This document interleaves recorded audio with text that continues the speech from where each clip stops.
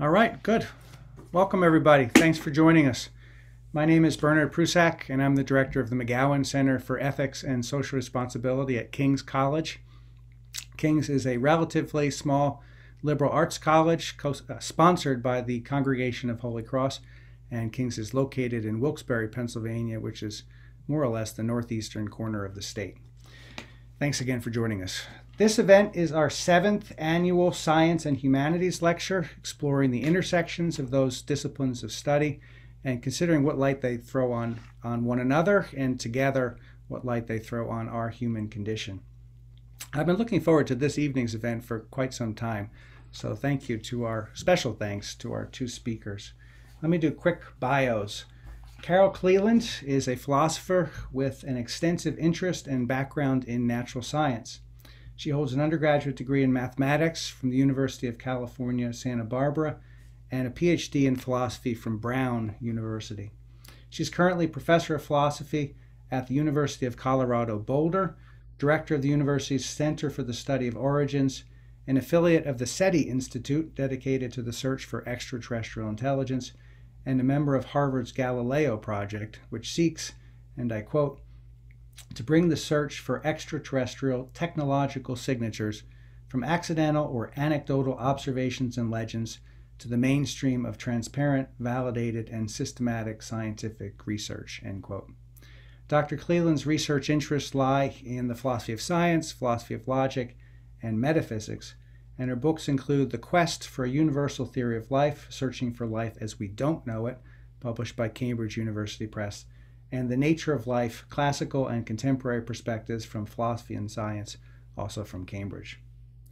Kristi Concannon, who will be our respondent, is professor and program director of physics at King's, where she's been teaching physics and astronomy since 2002. She holds master's and doctoral degrees from the University of North Carolina, Chapel Hill. Her master's thesis focused on using computer simulations of galaxy clusters to model star formation in galaxies. Her PhD thesis focused on using computer models to determine the age of the last star formation in a set of elliptical galaxies. And I do know some of what that means, too, in part from conversations with Kristi. While in graduate school, Dr. Concannon spent significant time using the telescopes at the Mount Hopkins Observatory and Kitt Peak National Observatory outside of Tucson, Arizona, as well as using the late, great Arecibo radio telescope in Puerto Rico. In recent years, she's been active in the American Association of Physics Teachers, currently serving on the association's Committee for Science Education of the Public. So you can see why I've been looking forward to this event. These are two fantastic speakers and a fascinating topic. Let me just do nuts and bolts quickly. So Dr. Cleland will present for around 35 minutes, though it might go a little longer, maybe 40 minutes. She's got lots of really good material to talk about. And Dr. Concannon will respond for about 10 minutes. We'll do Q&A at that point, so we'll hear from you. Please send your questions through the chat. If you're new to Zoom, which some people might still be, the little chat box is there toward the bottom. And choose me, the host, Bernard Prusak, as the person you're going to send your questions to. And I'll do my best to introduce those questions into the mix. We'll go about 75 minutes, though maybe a little longer if you have a number of questions. So we're ending around 8:15 U.S. Eastern. The event's being recorded, and I'll post the recording to the McGowan Center's YouTube channel sometime tonight and send you a link. All right, that's it from me. Thank you very much, Carol. Take it away.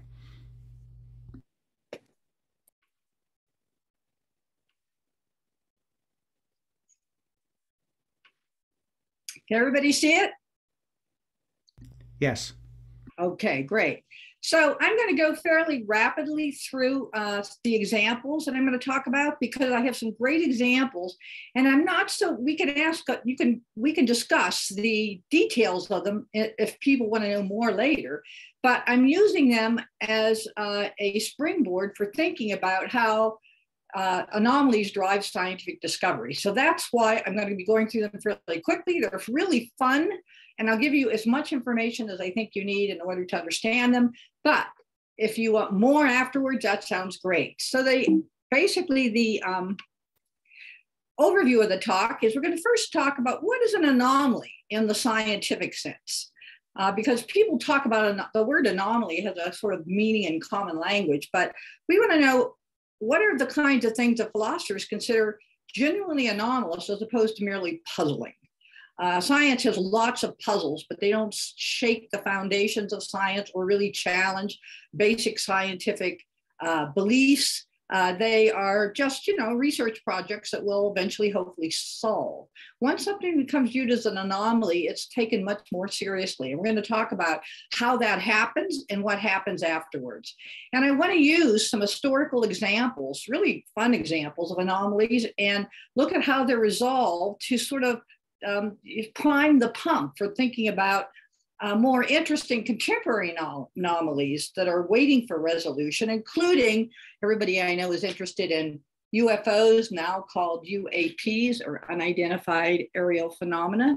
That would be the last one we discussed, but there are some others that are quite interesting that are around that you may not have heard of. Actually, there are quite a few, but I picked the ones I think you'll find most interesting. So we'll begin with what is an anomaly? And I think to really begin that, we need to go back to the great historian and philosopher Thomas Kuhn, who famously wrote The Structure of Scientific Revolutions in the middle of the 20th century. This was a pivotal work, which is still discussed today. And he introduced the concept of a paradigm. And what's interesting about the concept of a Kuhnian paradigm is it's not just including theories, but it includes methods, instruments, classic experiments, sanctioned texts, and also, for our purposes, subsidiary assumptions. You might think of them as dogmas that are not logical consequences of well-established general theories like quantum mechanics or Einstein's theory of general relativity, but they're nonetheless beliefs that scientists hold, which play a critical role in how they evaluate observations and how they conduct science. And so the concept of a paradigm is really important for thinking about anomalies because it includes all this other stuff besides just theories. Paradigms can be both friend to the scientist and foe. They are invaluable tools for scientific research insofar as they facilitate the construction of hypotheses, design of experiments, and interpretation of results. Without a paradigm, you have no place to begin. A paradigm gives you a place to begin. It provides you with background, accepted beliefs that can shape and direct your formulation of hypotheses and your design of experiments and how you interpret the results of experiments. But they can nonetheless hinder the exploration of nature, discouraging certain lines of evidence and biasing the ways in which data are interpreted. And it's important to keep this in mind that, our current scientific beliefs, whether or not they're fundamental theoretical beliefs, such as Einstein's theory of general relativity, or they're just dogmas, and we're going to talk about some of those shortly, whether or not whichever one these are, they're going to be both useful, but they also can kind of blind you to things that are out there that may not fit into your theories and beliefs that are scientific. And that's what an anomaly is. And I'm thinking of anomalies in the sense of a scientific anomaly here. They're phenomena which defy straightforward classification using the paradigm-shaped resources, theories, background beliefs, and instrumentation currently available. They straddle the boundaries of familiar scientific categories. So I want to now move to flesh out this concept of anomaly in more detail by looking, as we philosophers do, at actual illustrations, examples of anomalies, and exploring how they drive scientific discovery. And we're going to see that these paradigms can blind you to novel phenomena and even to phenomena that provide you with counterexamples to your current most fundamental scientific theories. One of the cases we're going to look at, the first one, these are in order. These are already cases, by the way, which have been resolved scientifically. And so we're going to use them as basically tools for looking at how you typically resolve anomalies. One is the anomalous orbit of the planet Uranus and the discovery of a new planet, Neptune. That's the first one we'll look at. Another one is the anomalous orbit of the next one we'll look at, the anomalous orbit of Mercury and Einstein's theory of gravity. The anomalous orbit of Mercury wasn't resolved in the same way that the anomalous orbit of Uranus was. Although they attempted to do so, as we'll see, they attempted to find a planet that could explain it, but it didn't work. And it wasn't resolved until Einstein came up with his general theory of relativity, which is his theory of gravity. We're also going to look at the Hubble expansion anomaly and the discovery of dark energy. This is an interesting case because it's generally thought that the Hubble expansion anomaly has been fully resolved, just like the other two that I listed there. But in terms of dark energy, but dark energy is a pretty weird concept. And there are still some scientists, some astrophysicists out there that aren't so sure that we've solved that problem, although there's probably general agreement that we have, and we'll discuss that. Then they're going to move to biology. I don't want you to think that all the anomalies are astrophysical. And I could dig up and I could give you dozens of more anomalies from chemistry, from pure physics, not just astrophysics and astronomy. But I'm going to give you some from biology, since I do philosophy of biology. And that's the discovery of the giant viruses, which were originally classified as just tiny bacteria, unusually tiny bacteria. And it took over 10 years for people to suddenly recognize, hey, these really aren't bacteria. They're actually a weird, very large virus. And then we're going to go on from there to look at the anomalous prokaryotes. And we'll have to talk about what a prokaryote is. Some of you probably know, and how it's distinguished from a eukaryote. To give you a little bit of heads up, prokaryotes include organisms like, most familiarly, bacteria. And they were originally thought to include only bacteria. Eukaryotes include a whole bunch of things, including you. Your cells are eukaryotic cells, not prokaryotic cells.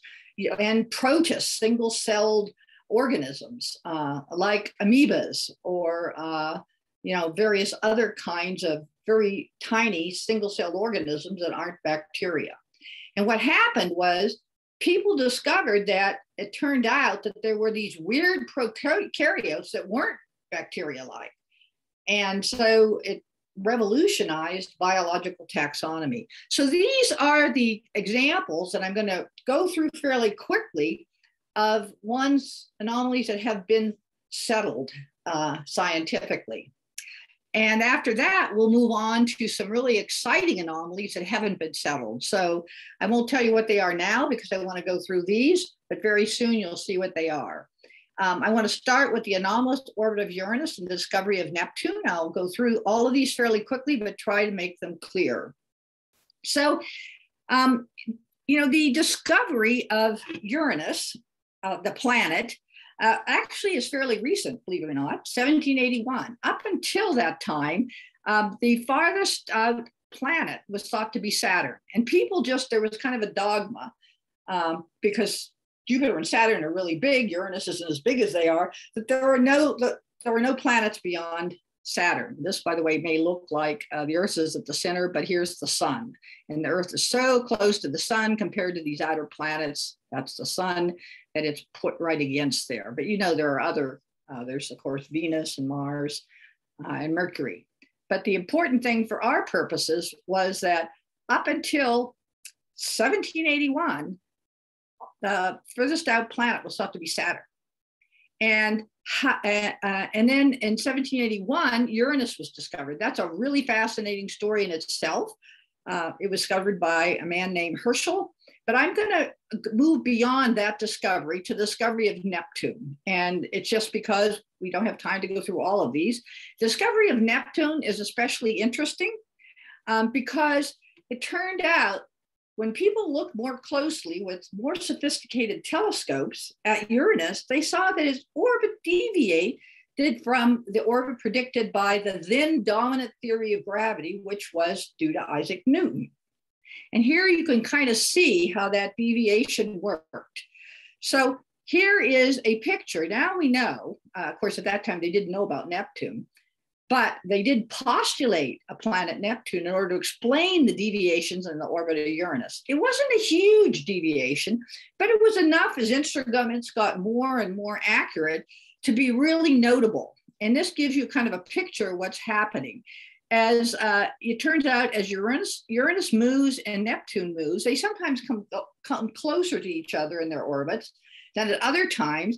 And due to this, gravitationally, sometimes this orbit of Uranus, or the speed of Uranus, speeds up, and then sometimes Neptune drags it.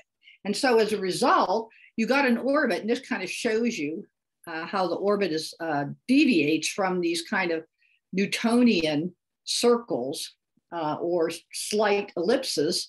And people noticed this, and they said, well, gee, you know, there's one solution. It was anomalous. Nobody knew how to solve it. They said, well, you know, we did discover there was a planet beyond Saturn. Maybe Uranus has its orbit being disturbed by another planet beyond it. And scientists calculated, I always joke, this is dry labbing, because they assumed Newton's theory was correct. And then they figured out, well, where would a gravitational body have to be in order to disturb the orbit of Uranus from Newton's prediction, his predicted theory, to explain it. And they trained a telescope on the spot, and lo and behold, they discovered Neptune. And here you can see a picture of Neptune's actual orbit, which has a very long period, by the way. It still hasn't completed an orbit since its discovery. Its orbit is so long, but it sweeps in and crosses Uranus's orbit in this weird way, which distorts Uranus's orbit. And some people wonder, well, what if they ever collided? And that's a really interesting issue, but nobody thinks they're going to collide, at least in the near future. So that's how the anomalous orbit of Uranus was solved, namely by postulating another planet beyond Neptune. And that deviated from a kind of dogma that had already been weakened when people discovered that Saturn wasn't the outermost planet, that Uranus was further out. So people were kind of ready for Neptune, but it was still viewed as an anomaly. And this orbit is much more strange, the way in which these orbits interact, than the orbits of Uranus and Saturn. And Uranus was not discovered by being a deviation in its orbit from that of Saturn. It was discovered because people thought there was a star, but it didn't have star-like properties. That's another story, which I can't go into. So Mercury's orbit, now that's the really interesting one. Mercury's orbit was predicted to be like this by sort of classic Newtonian, neo-Newtonian theory. And its orbit deviated in a bizarre way. It precessed, and here you can see how the orbit rotates. The orbit itself is rotating. Now, all the orbits precess a little, but Mercury's precessed a lot. And for many, since the time basically that Mercury, which is the planet that's closest to the sun, was recognized as having a deviant orbit, people were trying to solve this orbit. Initially, they said, it's probably just experimental error. It's not a problem. Then as instruments got better, it became a problem because they could no longer explain it on instrumental error. So they tried the same strategy that they had done with the deviation in the orbit of Uranus. Maybe there's another planet between the sun and Mercury, an inner planet, like they were postulating outer planets beyond originally Saturn, but that wasn't because of deviation of Saturn's orbit, but in particularly deviation in Uranus' orbit, and discovered Neptune. Why not try the same thing? And it turned out, and so they hunted for a new planet. They even gave it a name, by the way, Vulcan. Here's the Vulcanite zone. It was supposed to be somewhere in here. And as they looked for Vulcan, which was supposed to be between the sun, here's the sun, and Mercury, they couldn't find it. So they said, well, maybe it's really a weird planet so that its orbit and that of the Earth is such that the sun is always between it and the Earth, so we can't see it. And that had to be a really weird orbit. And then they said, well, maybe there's not a Vulcan. Maybe the sun's mass isn't homogeneous, and when it rotates, it goes bloop, bloop, dragging Mercury in this weird way. So they're trying all kinds of fairly modest ways of explaining the deviation in the orbit of Mercury, which by the turn of the 20th century was considered to be pretty serious. And people were beginning to wonder if there might be a problem with Newton's theory. And as is history now, it was explained. Newton's theory of gravity is wrong. During really massive objects like the sun, especially, you have a distortion of space and time. Here's kind of a nice picture of how space and time is actually distorted in Newton's theory. Space and time is Euclidean and perfectly flat. It's not affected by gravitational bodies. In Einstein's theory, it is, and space is distorted. And so this weird precession of the orbit of Mercury was due to this kind of gravitational well around the sun. It was actually following the shortest path in this warped space-time. And explaining Mercury's orbit required rejecting Newton's theory of gravity and accepting a new theory of gravity, Einstein's theory. Most notably, you'll notice out here, things are pretty flat and Euclidean looking. So around the Earth, for example, the Earth is not massive enough to get this kind of gravitational well. And so you don't get these kind of gravitational distortions, but you do around gravitational bodies such as suns. The bigger the sun, the more distortions, and galaxies. And this leads to really interesting other anomalies, which I can't go into. So the Hubble expansion anomaly is one of my favorites. And the reason it's one of my favorite is because I'm not so sure, and some physicists agree with me, astrophysicists, that it's really been solved. But I'll tell you, in bold down here is the currently accepted solution. So in 1998, fairly recently, observations using the Hubble telescope showed that the expansion of the universe has not been slowing due to gravity. You'll notice that if an object explodes, initially, if you're close to the explosion, you're going to be killed because the debris is flying out really fast and it's going to penetrate you and destroy you. The further away you are from the center of explosion, the less likely you're going to be harmed because the stuff that was thrown out by the explosion is slowing down.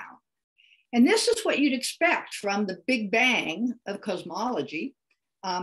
Given that, there's this huge primordial bang, initially you'd expect everything to be moving fast and then to be, as time goes on, slowing down. But what we discovered with the Hubble telescope was really bizarre. The opposite was happening. Everything was traveling, the galaxies were traveling faster and faster apart from each other. This was baffling. How do you explain this? You can't explain it in terms of gravity because gravity should be at this stage, slowing things down, not expanding things faster. Why would it be expanding? No one expected this. No one knew how to explain it within the context of Einstein's theory of gravity. And so it was an anomaly. It's called the Hubble expansion anomaly. It has an official name. 3 explanations were proposed. Maybe it's the result of a long discarded version of Einstein's theory of gravity that became what was called a mysterious cosmological constant. Alternatively, maybe something is wrong with Einstein's theory of gravity and we need a new theory of gravity. Or maybe space is filled with a strange kind of repulsive energy fluid dubbed dark energy. And some people think dark energy and the cosmological constant are closely related, that this is a kind of dark energy constant. But the important purposes for our purposes is this is what people chose. Here's a link if you're interested in learning more about this, which is less radical, by the way, than choosing to reject a theory. And so here's kind of a picture of the Big Bang and the history of the universe under this interpretation. So the Big Bang occurred about 3.7 billion years ago, and you initially have this kind of explosive inflation. We expect things to be slowing down, but what this cone shows you, they're accelerating, and this is the dark energy accelerated expansion. So how does dark energy work? Well, it turns out dark energy opposes gravity. It's supposed to basically be a force, an expansive force, a repulsive force. And it's most common as there's less and less matter in space.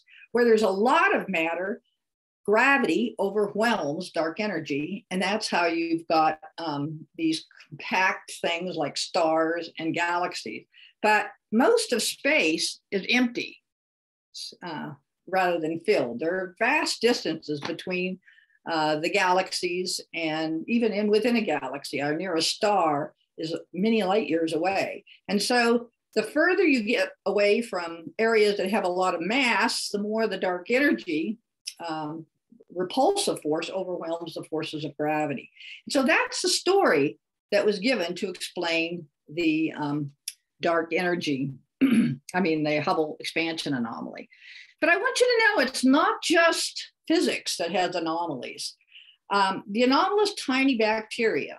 There was an assumption by biologists that bacteria, and we'll talk more about this in a minute, bacteria, that viruses were tiny because they didn't need all of the organelles that are stuffed into eukaryotic cells, which are the cells of things like protists and you and me, and plants, because they didn't have membrane include nuclei, they didn't have Golgi bodies, they didn't have a lot of the stuff that you find in sort of, you might think of it, and certainly evolutionary biologists did, more modern cells. The first cells were these simple bacteria where genes, DNA is full, and RNA, some viruses, RNA float, kind of just floating in the, basically in the cell, rather than compacted in these membrane enclosed little objects. And they discovered in a water tower when they were investigating Legionnaire's disease in 1992, these really large particles in amoeba that were found in these water towers. And they were huge for viruses, and people just assumed they were weird small bacteria. Here, by the way, are some tiny viruses, which are called bacteriophages, that should affect affect bacteria. And you can see how tiny they are compared to this gigantic thing, which is a Mimi virus. It wasn't until 2003 that somebody said, my goodness, these are viruses. And they did that by looking at them with electron microscopes. They were suddenly of interest, and they were shocked to discover that they just didn't have these organelles. And you'll know more about that in a minute, because I'm giving you one more example from biology that you see in the case of bacteria. In the case of bacteria, they didn't have organelles, but yeah, they did. So at any rate, let me go through this. This will make it clearer. So the anomalous tiny bacteria explained, they are giant viruses. And here's the bacterium. You can see a bacterium here, and here is the biggest virus that's been discovered. And so let me go back, because I was kind of misspeaking a bit here. So in bacteria, viruses, and so I should have said this because I jumped ahead to bacteria. Viruses cannot metabolize. They do not have the capacity to metabolize. What they do is they infect a bacterial cell or a eukaryotic cell, and then they basically make more of themselves, but they can't metabolize. They don't have the equipment to metabolize. So they're very simple things. Basically, they're just this genetic stuff that's able to inject itself into another cell, a prokaryotic cell, or a eukaryotic cell, and commandeer its genetic material. Bacteria, and I was being a little confusing there, bacteria are prokaryotic cells, and they differ from eukaryotic cells. And I was getting ahead of myself, you'll see in a minute, and I do apologize for being a little confusing. But the important thing is that this is a E. coli bacterium, and here's the HIV virus. See how tiny it is? And these viruses are huge compared to this. And you can see why they come very close to the size of an E. coli bacterium, which is a pretty normal sized bacterium. And you can see why people thought when they initially saw them, they were probably bacteria. And the conclusion that was drawn when they actually looked at them under a microscope is that they couldn't be bacteria. They did not have the right kind of stuff inside them to do metabolism that you have in bacteria. They were actually viruses. They were just basically cells contain, not cells, but these structures containing genetic material. What I was getting ahead of is the story I want to tell here, which is one of my favorite ones, the anomalous prokaryotes. Here, you can see the distinction between a prokaryotic cell and a eukaryotic cell. Viruses are often classified as not living things because they're not cellular. They don't have cell membranes. There are two different kinds of cells, and up until the discovery of these really weird prokaryotes I'm going to talk about, people thought this was evolutionarily significant. And I'll explain why in a minute. But here's a prokaryote, a bacteria, typical bacteria. So it has a nucleoid, but it's basically just got its genetic material floating around in the cytoplasm. It's got ribosomes, which are the sites where you take DNA and translate it into proteins. You don't see that in viruses. So viruses are just basically naked genetic material like DNA and RNA. They don't have ribosomes, for example, nor do they have cell walls, nor do they have capsules like this. They're just kind of coated, protein coated structures. So here's a eukaryotic cell. Look at this cell. It's got tons of stuff. It's got a nucleus, which has the core DNA, which has got a membrane that surrounds it. It's got, here's the nuclear membrane picture. It's got, various things called plasmids and Golgi bodies. And if it's a plant cell, chloroplasts, ribosomes, if it's an animal cell, etc. So these are really different cells. These are really simple compared to these. Viruses were considered not to be cells and not living. And so bacteria were thought to be the very first living things. And all prokaryotes were thought to be bacterial. And here shows you these weird bacteria, prokaryotes, were originally just thought to be weird, not even that weird, just a regular kind of bacteria. So here's a wonderful quote from a textbook, a textbook that was published in 1978. And it just tells the student the fact that these two, sulfolobus and thermoplasma, have similar lipids, and I'll explain that in a minute, is of interest, but almost certainly this can be explained by convergent evolution. The hypothesis is strengthened by the fact that Heliobacterium, another quite different organism, also has lipids similar to the two acidophilic thermophiles. What's really interesting is all three of these so-called bacteria are now recognized to be not bacteria. They're two different. How are they two different?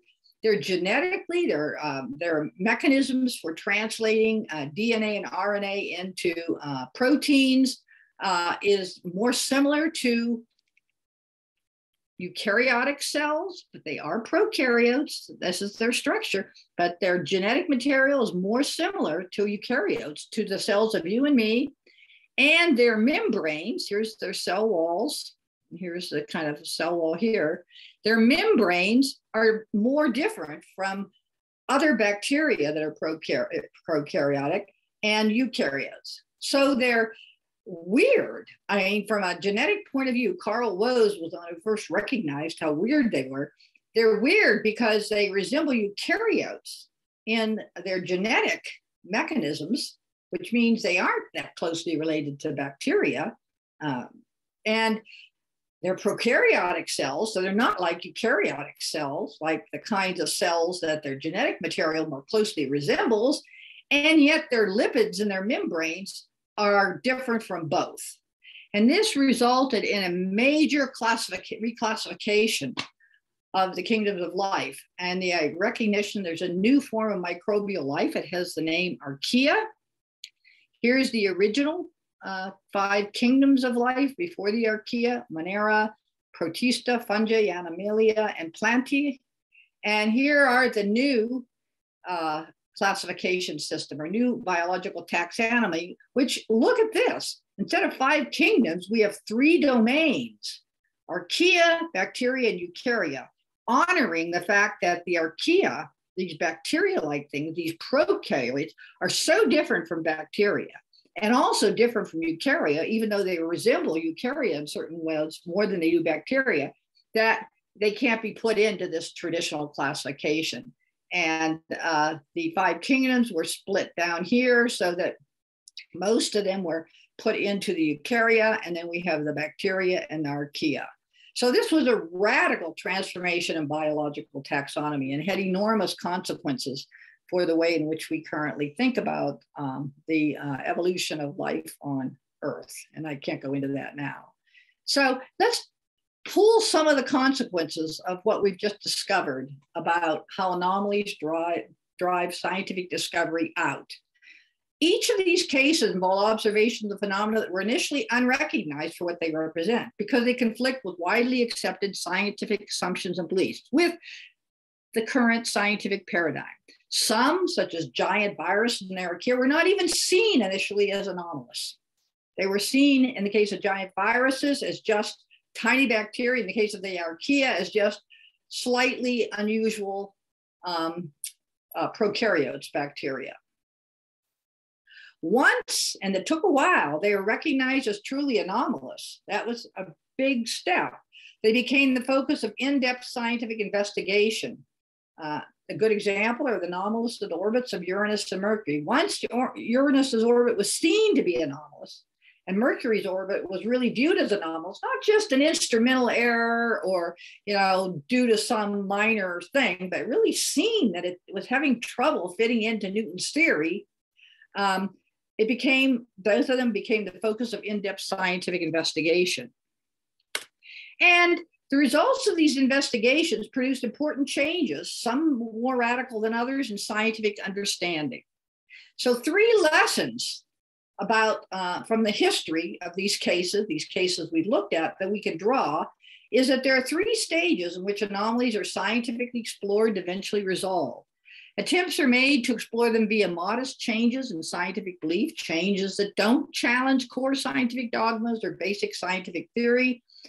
For example, Uranus's anomalous orbit led to the discovery of a new planet, Neptune, without changing Newton's theory of gravity. But if that fails, attempts are made to explain them by rejecting widely accepted scientific dogmas that don't challenge basic scientific theory, but are nonetheless really widely accepted and really part of the central part of the paradigm at the time. Discovery of giant viruses, they challenged the idea that of evolutionary theory that viruses, because they didn't have all of this metabolic mechanism, like ribosomes that was required for translating genetic material into proteins, they didn't need to be big. All they needed to be was just this kind of packet of genetic material that could be injected into a cell so they could commandeer the metabolic machinery and genetic machinery of the cell. And discovery of dark energy didn't challenge general relativity. In fact, it was a response to a challenge to general relativity because according to general relativity, you couldn't explain why the Hubble expansion was occurring. And one way to do that was to,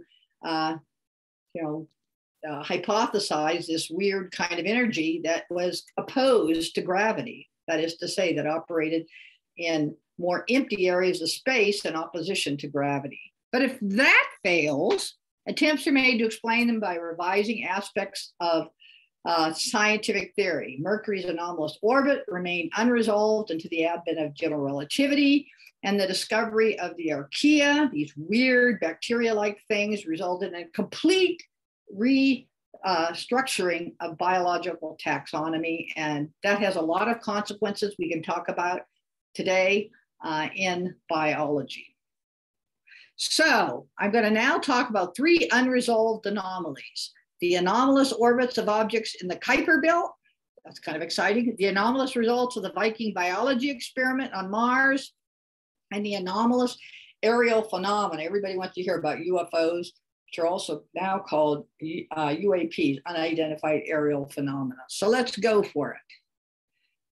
So, those slides are switched. So I'm going to give you first the anomalous orbits of objects in the Kuiper Belt. This is kind of exciting. So the Kuiper Belt is this belt of debris, which includes, by the way, Pluto. Some stuff's big, stuff's not big, that's around, that's out beyond Neptune. And it turns out objects in the Kuiper belt have deviant orbits, just weird orbits that are hard to explain in terms of general relativity, Newtonian mechanics. None of our current theories are able to explain these orbits. And so it's been suggested that there may be this giant planet X, much bigger than Earth, could be, it's been suggested, a red or a brown dwarf beyond the Oort cloud in the outermost region of the solar system. So here's a picture of this object. What is going on here? I lost my pointer. So I guess, I don't know why it's not working. All right, let me go.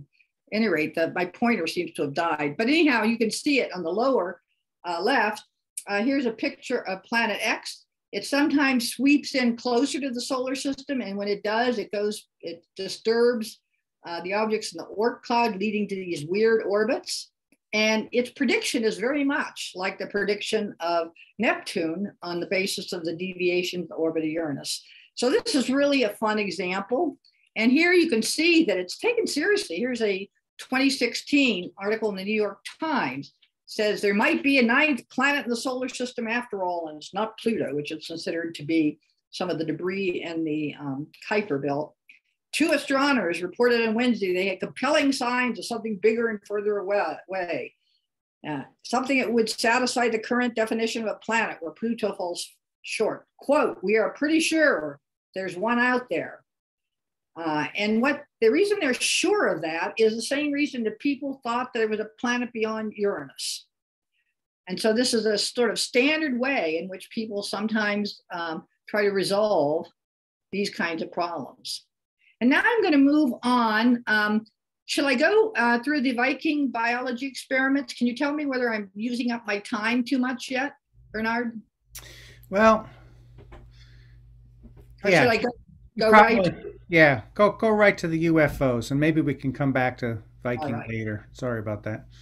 So, the UFOs, the anomalous aerial phenomenon. This is a really exciting one. And I'm part of a team that's actually investigating them at Harvard, run by Avi Loeb. So here's a screenshot of a UAP captured on a video by a US Navy jet. And what's really interesting about these anomalous aerial phenomena, the reason suddenly people are taking them seriously is that they are being discovered using multiple sensors, optical, radio frequency, and infrared, on very sophisticated military jets with pilots who know really well how to interpret stuff on these sensors. This suggests the fact that you're seeing them not just optically, not that they're not illusions, but that they're there and they're real phenomena. And they exhibit really strange movement patterns that violate aspects of our current theoretical understanding of how natural non-living objects move under natural conditions. For example, they move against the wind. So you have a lot of wind and they can move against it or stay stationary when you have wind. They abruptly, and I mean really abruptly, change directions.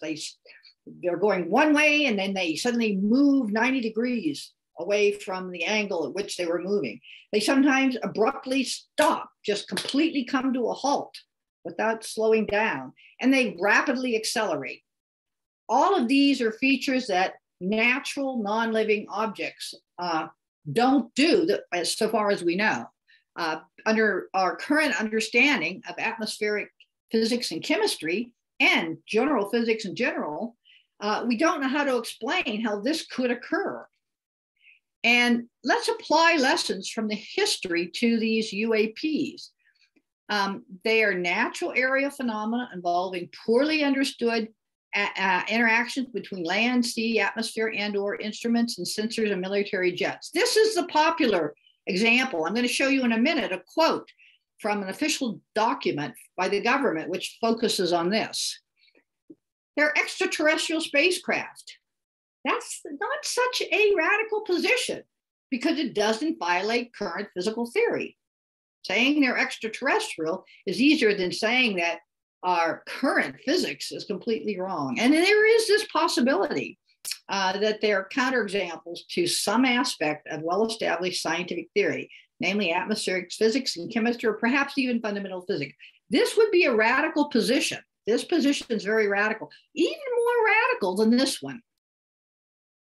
And here's an excerpt from a preliminary assessment, identified aerial phenomena, which supports the claim that this is the view people want to take, which is, as you saw from our discussion, our lessons from the history, what you normally start with.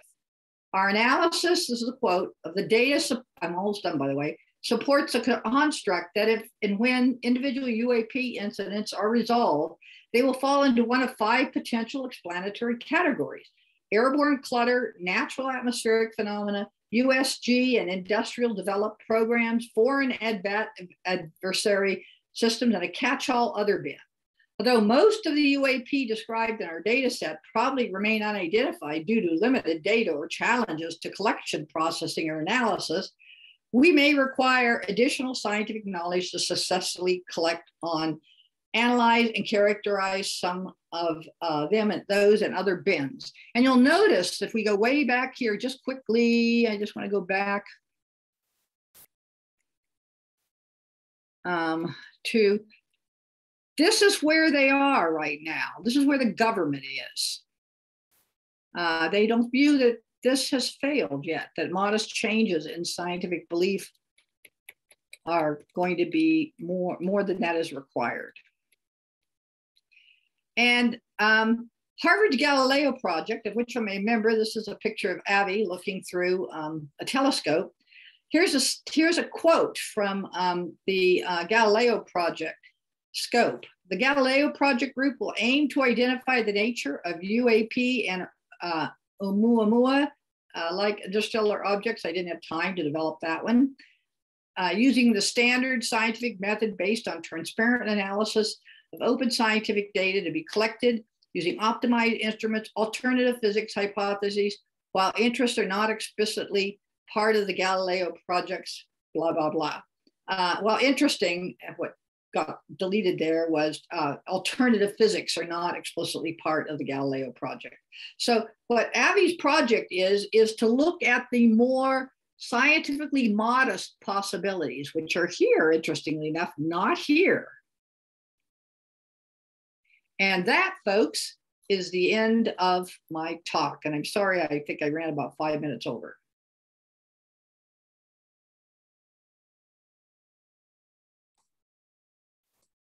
Bernard? I'm here. It's time for Kristi. Carol, would you stop sharing your screen? Kristi's going to share hers. Okay. Thank you. I didn't have to stop. Kristi somehow. I took control. Can everybody see and hear? Yes. Okay, great. So I wanted to sort of follow up a little bit on what Carol was concluding there with the idea that there are unidentified flying objects, of course, that we want to try to figure out. And clearly there's some observations that, we want to try to explain from a scientific perspective. And so I thought I would approach this from 2 points of view, one being the likelihood that there are extraterrestrial life that exist elsewhere in our galaxy or in the universe. And then second, and quickly, how likely is it that even if this life exists, that it would be flying around here and buzzing us on the Earth? And so the picture that you see in front of you is a picture taken from a dark side on a typical clear night. Each of these little pinpoints of light that you see is a star. Obviously, there are thousands of those visible to the naked eye at any given location. What I wanted to point out, in case you didn't know, this little fuzzy streak across the sky, which looks like, smoke from a campfire or something, is actually the disk of the Milky Way galaxy in which we inhabit. And we're looking at it through that disk. And the reason it appears fuzzy is because this disk is made up of hundreds of billions of stars, but they're so far away from us, their light sort of smears together. So in essence, in this one picture here, we're looking at thousands and thousands of stars in a very small slice of the galaxy that we live in. So if there's going to be extraterrestrial life, it has to come from somewhere. And so what I want to think about is, how likely is it that these stars have extraterrestrial life, orbiting around it? And so that's going to require us to think about how likely is it that planets are going to form. If you go out on a clear night in the winter and early spring, you'll see a star field that looks sort of like this one. In the upper right-hand corner of this picture, this is a constellation which many of you probably will know. This is known as Orion. This is the hunter in astrological terms. This little rectangle here represents the shoulders of Orion. These are his knees. He's wearing a little belt, and he's a hunter, so he's got a sword hanging off of his belt. Each of these pinpricks of light is a star, that make up this constellation. But it turns out this place where I'm pointing my arrow is actually not a star at all, but is instead a cloud of gas that we call a stellar nebula. And in this nebula, this is a place where we know that new stars are being formed. So it's a stellar nursery. What you're looking at in these pretty different colors here, places where it's glowing, these are places where newborn stars have just been born. They're still shrouded by the clouds of gas and dust that they're actually make up the stars when they're forming. But if we use infrared technology, we can actually see through those clouds of dust. And what we see surrounding in these little clouds of dust is a figure down here shown at the bottom. Okay, so now this is an orange because we're using infrared light to vision what is happening here. This bright spot in the center, this is the newborn star that is just formed from the stellar nursery. And when these stars are born, they form disks around them. So they're flat like our own solar system. The disks initially consist of a whole bunch of gas and dust, but some of that gas begins to stick together and form planets. And you can see this dark ring here. This is a place where a planet has formed and has swept up all that gas and debris to form a planet orbiting around this little baby star. You can also see really close to the star another place where a planet is forming. And so the point of this picture is this, that when we look and see stars that are forming, almost all of them, because they form all the same way from a collapse of a gas cloud, they all form this disk around them. And so we're fairly certain that almost all stars have these protoplanetary disks. So this means when I look at a whole bunch of stars, they're all going to have these disks of planets that are surrounding them. I wanted to show you this particular slide too, because these clouds of gas and dust are made up of primarily hydrogen and helium, but there's also lots of other good stuff in there, like carbon and nitrogen and oxygen. And so that's all the sort of materials that make up all the life that we know it here on the Earth. In fact, even beyond simple molecules, we have found amino acids floating around in these gas clouds. So what this tells us is then stars are very common to form planets. These planets are then going to be made up of all the same types of stuff that we find here on the Earth, including these complex molecules that form the basis of life that we know of on Earth. So I would say that the vast majority of stars have planets. The question is then going to be, okay, if I want there to be extraterrestrials, how likely is it that these planets are actually going to form life on their surface? So we have to date discovered thousands of planets beyond our own solar system. This is primarily through two NASA missions, the Kepler mission and TESS, the transiting exoplanet something another, I forget what it's called. But there's thousands of these planets that have been discovered. And so if we want there to be life, then maybe we need to think about, well, how many of these planets are going to have conditions ripe for life to exist in the first place? Now, this is where sort of biology comes in. Life as we know it requires a liquid on a surface, and it requires some sort of atmosphere typically for that life to respirate.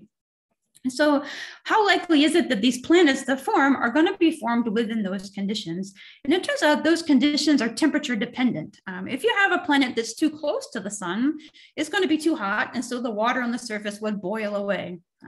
If you have a planet that's too far from the sun, it's going to be too cold, and so the liquid water would freeze and there would be ice. And so there's what we call a Goldilocks zone, a place where the temperature is just right for liquid water to exist on the surface. And so these planets that have been discovered, we want to know what fraction of them exist in this habitable planet or Goldilocks zone. Now, before we can think about how likely life exists on those planets, I want to sort of rewind a little bit to think about how we think life formed on our Earth. When those planets formed in that protoplanetary disk, those gas grains come together, and so they form a ball of rock. And that rock is initially molten, so it's like really cool. It's a ball of molten lava floating around in space.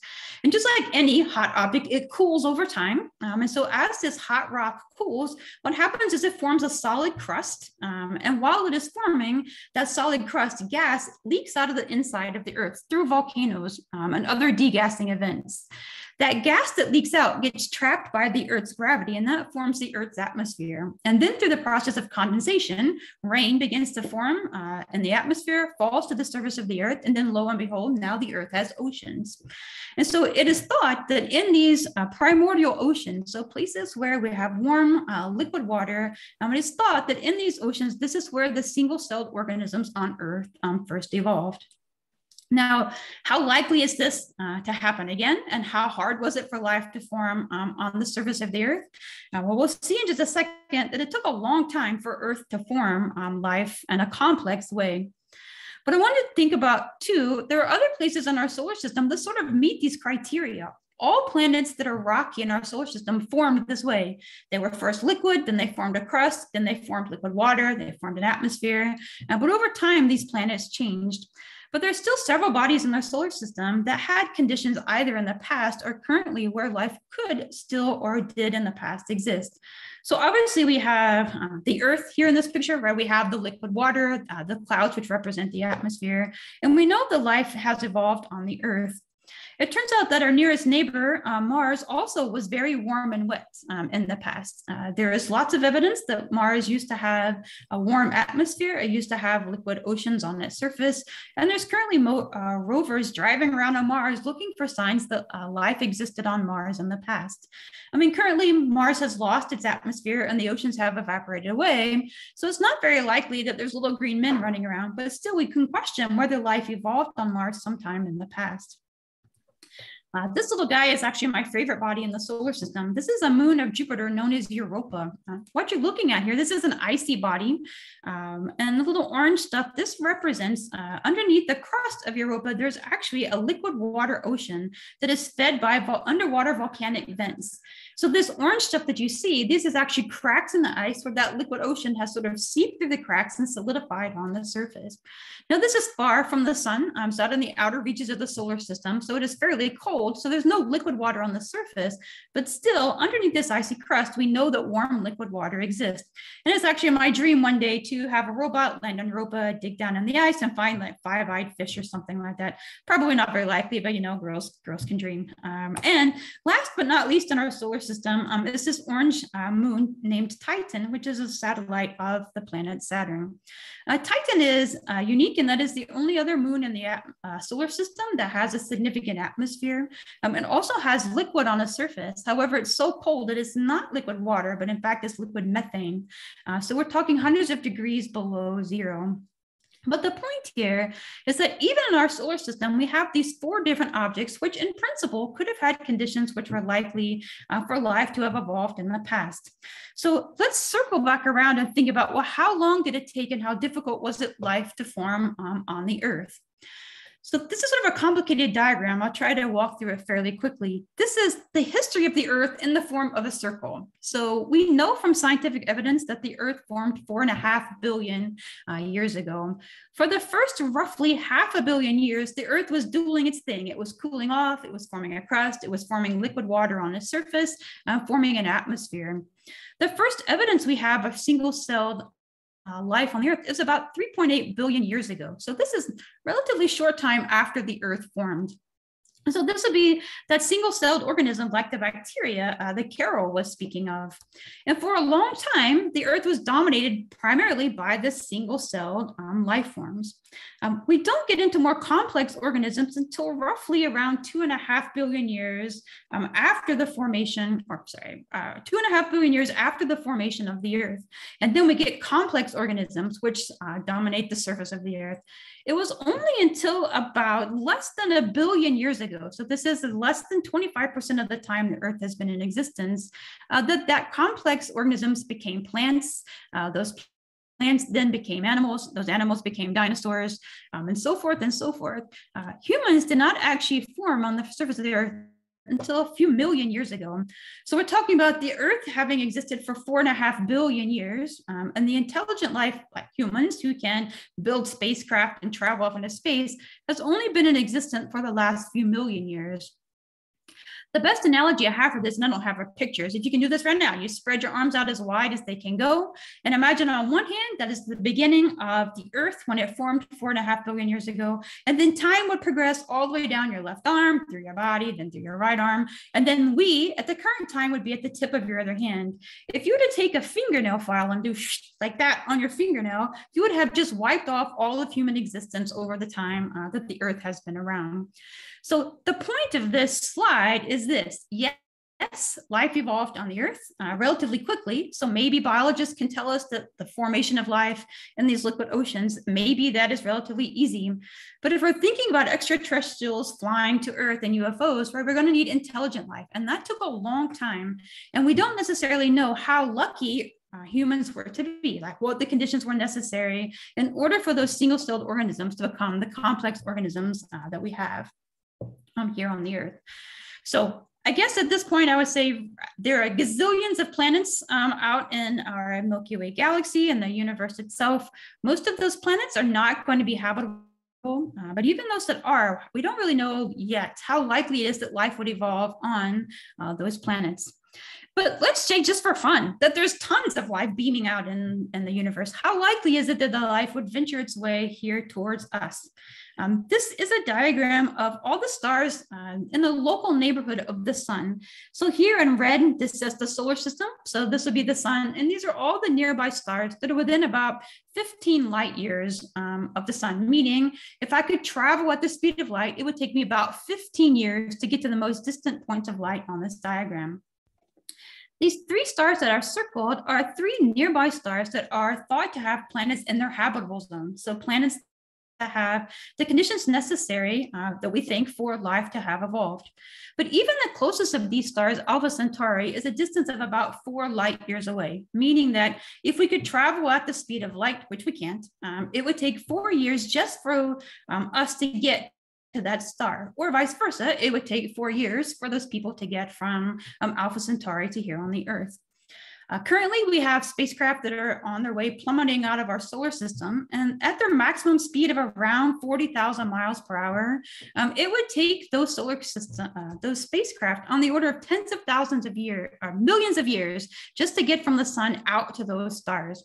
And so simply because space is so vast and we're limited by the laws of physics, even if there are aliens roaming around in our universe or our solar system, right, the fact of them getting to the Earth would be incredibly difficult. We cannot travel faster than the speed of light. It is one of those laws that we have not yet found evidence of breaking. And so even if these creatures could travel at the speed of light, which they can't, because to go that fast, you need infinite amounts of energy, which is not really possible either.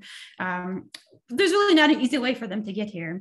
Now, I'll conclude with one very theoretical idea, which if you are a watcher of science fiction, you'll have seen this diagram before.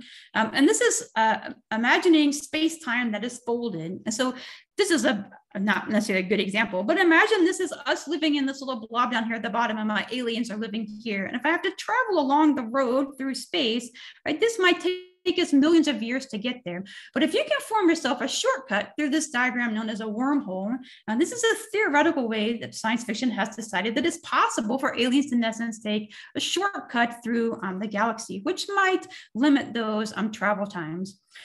Theoretical physics says it's very difficult to even think about how we could keep something like a wormhole open, but I'll just sort of leave that as, a possibility. So as much as I would love and much as I believe there is probably life elsewhere in the universe, I don't know that we can say that these aliens have, if they exist, a way to get to the Earth and be what we're representing in the atmospheric phenomena that we're still trying to explain and understand. Okay, Bernard, that was my last slide. Thank you. Sure. Cool slide too, Kristi. Yeah, you like this one? I really like it. Nonetheless, stop sharing screen. Sorry. Yep. Thank you. Thanks to both of you. You gave us more than a little to work with, I think. So if people have questions to send along, please do. I've gotten a number so far, which I'll post, but please send some more along. I think we have some time.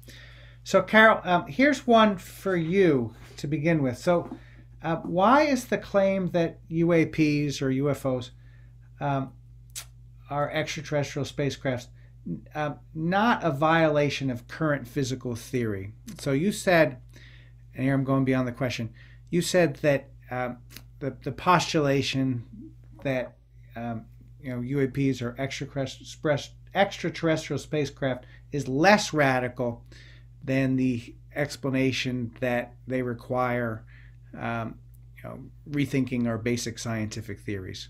So do you understand the question, I hope? Yeah, yes. So I will respond to it. So the idea that you could have devices that were designed by intelligent creatures that do these weird movements, that stop cold, that move in radical ways, that's the kind of thing that intelligent instruments that are designed by humans do. So just on itself, that is not as radical as saying general relativity is wrong.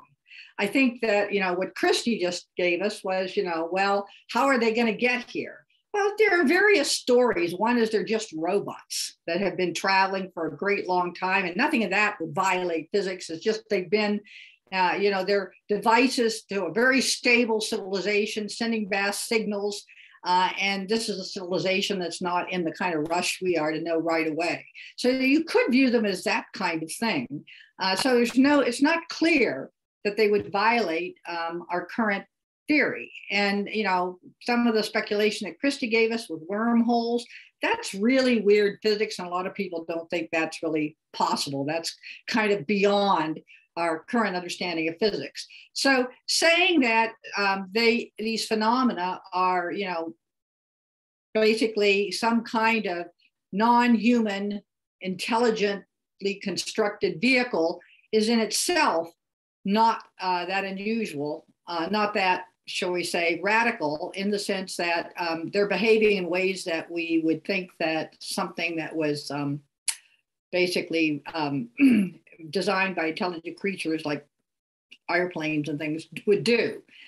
So it would be much more radical to try to explain some of this behavior in terms of current physics, if these phenomena are real, and not, as our first option was, just some kind of poorly understood natural phenomena, balloons, instrumental problems with instruments, artifacts of instrumentation, etc. Great, thank you. This is an argument for Kristi. So building on what Carol just said, in fact. So the question, Kristi, is whether your argument is a better reason to put our trust in the first, more modest sorts of explanations, or an argument to skip past, the UFO explanation to the third, more radical explanation for UAPs. In other words, I hope it's clear enough, but in other words, are you suggesting, well, look, we really should look for modest explanations, or do you think, given these anomalies, actually maybe we need to do some radical rethinking of our scientific theories? I don't know that I have a good answer to that question, Bernard.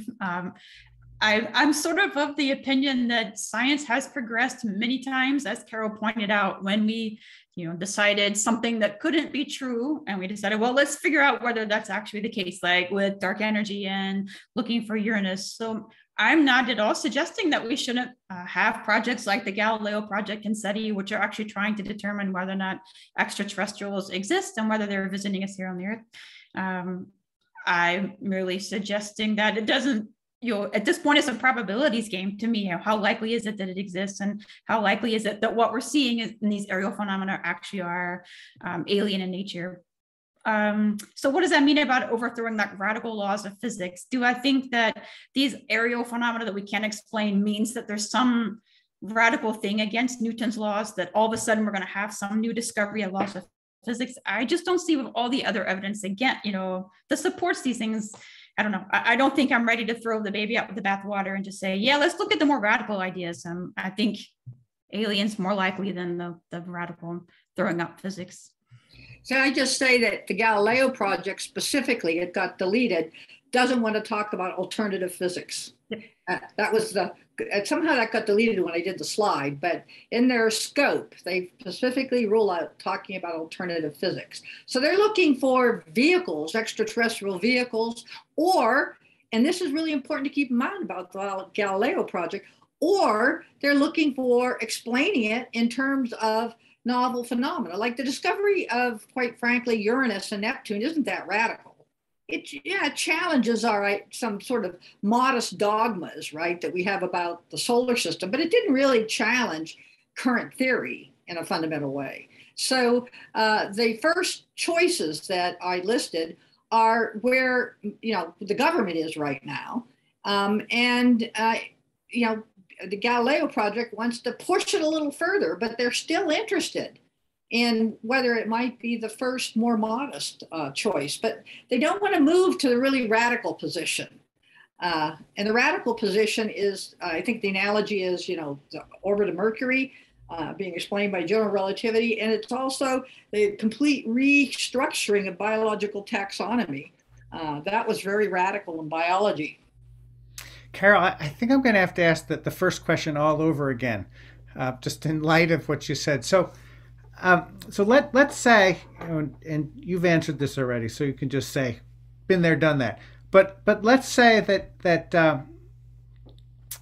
you know, these unidentified, these UAPs, unidentified aerial phenomena, really are, you know, extraterrestrial spacecraft. How would that not require a radical rethinking of our scientific theory, given what Kristi said to us? So it just seems to me that that's not a modest explanation, because we'd have to be so baffled by how these spacecraft ever got here. Well, it depends where they come from, right? And it depends how long they've traveled and the lifespans of the organisms that are actually in them, and whether or not they're robots. I would think they might be robotic crafts that have been traveling for a long time, for a very stable old civilization that is willing to wait to get signals back. Now, if there's not that, then the next move is thinking about them in terms of radical changes in physics. You're right about that. I mean, but you know, we don't know how common life is in the universe and other planetary systems. I think Alpha Centauri has a planet that they think is terrestrial-like. So maybe they're from Alpha Centauri, which isn't that far away.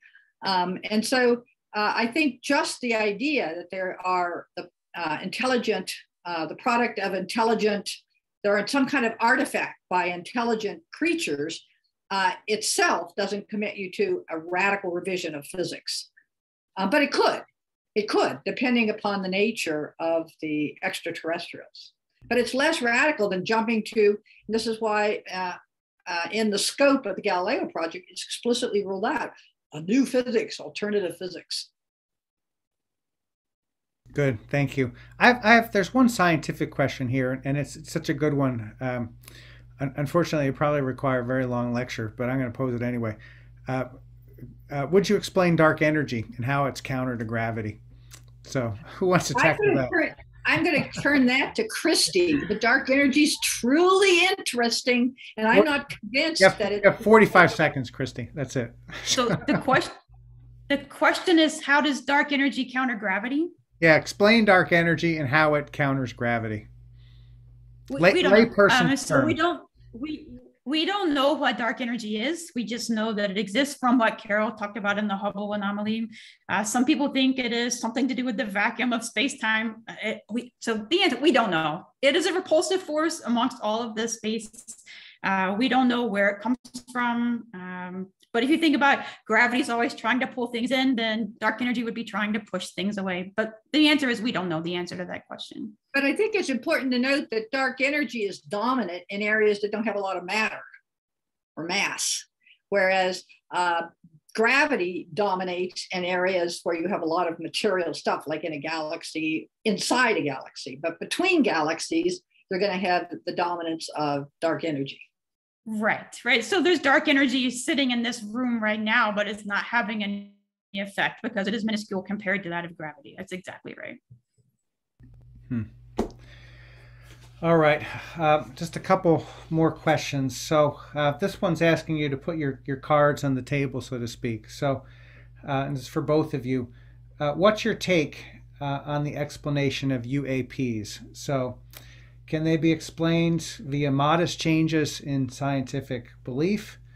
Do we have to reject various scientific dogmas, whatever they might be? So this is using your three distinctions, Carol. Or do you think eventually we'd have to revise aspects of basic scientific theories and move to that, so-called alternative physics that the Galileo project is, at least for now, resisting? So what's your take?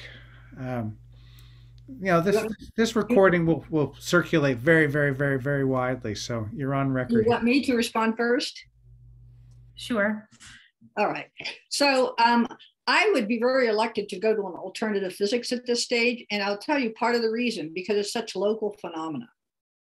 That is to say, we're not looking at vast, unfamiliar distances, which we were looking at when we discovered things like dark energy, dark matter, which we haven't discussed. It's a very local phenomena. So it'd have to be a pretty radical change in physics, I think, to account for it. And so I wouldn't go there at this stage at all. I'm going to give you a very disappointing answer. I just don't know. I don't think it's so. A lot of people think that it's just obviously aliens. And how can we not say it's aliens? And how can people think that it might be the first, more modest explanation?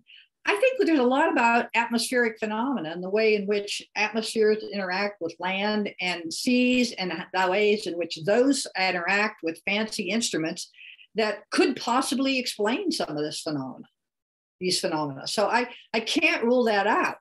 As far as extraterrestrial vehicles, there are just too many of them. The aliens, if they've got here, I wouldn't think would be, having this kind of intensive study. And then you have all the problems that Kristi talked about traveling from all these vast distances here. Do I want them to be extraterrestrial? You bet. I really want it. But I don't, at this stage, I think this is a true anomaly. If these really are legitimate phenomena, which I think the instruments, we have reason for now thinking they're legitimate phenomena where we didn't in the past, is because we have multiple sensors on very sophisticated planes that have very sophisticated and savvy, technologically savvy pilots who are reporting them. And that makes it hard to dismiss them as some kind of just artifacts or misobservations or just some kind of weird illusion. On the other hand, I just don't know the answer to it. I don't think they're balloons, if that's what you think. I think that they might be some really strange interactions between atmosphere, land, and ocean, and maybe instrumentation. I don't think my answer is any different than Carol's. I mean, yes, I would love for it to be aliens. I do not think it is. I think that, over time it will become, we will figure out what it is. And it's not going to be something like an alien spacecraft. It's going to be some new, like Carol said, interactions between sensors that we weren't thinking about, some unexplained, localized atmospheric phenomenon. I mean, I don't know what they are. If I did, then we wouldn't be having this conversation right now, right? I would just be saying, oh, that's what these things are. Then Carol wouldn't need to be on their project.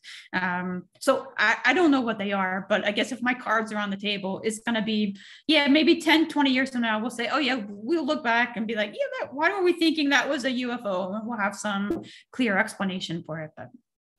But I want to say that the Galileo project might be able to rule out those more modest interpretations, because they're designing their own instruments. They're putting them on basically all over the world on top of universities, that are going to be looking for these things and recording them with multiple sensors. So the amount of data we're data poor now on them.